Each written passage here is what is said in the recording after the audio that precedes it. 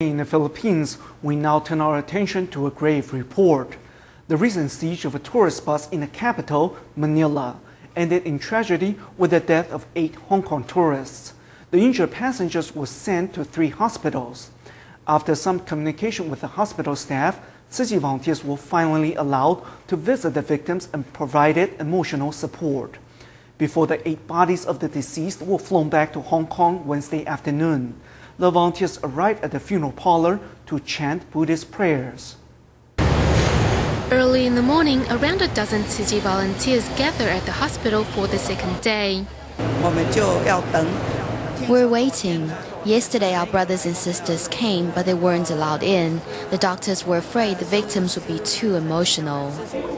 No one expected the holiday to end in tragedy. Volunteers joined a media conference held at the hospital to find out more about the victims' condition and communicate with the medical staff, hoping to offer emotional support to the survivors. He's doing all right now. He only has a minor wound on his hand. There are other people in worse condition, so he hopes that we'll give support to them instead. For the 8 victims who passed away in the siege, volunteers stand in front of the funeral parlor and chant prayers.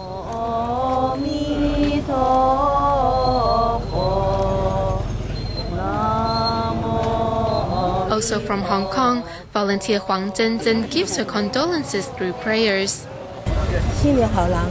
I feel very sad. They are here on a holiday and yet are faced with such tragedy. The Manila bus hijack incident shocked the world. Tzu Chi volunteers once again extend helping hands and offer emotional support. The care and love will continue when the victims and families return to Hong Kong.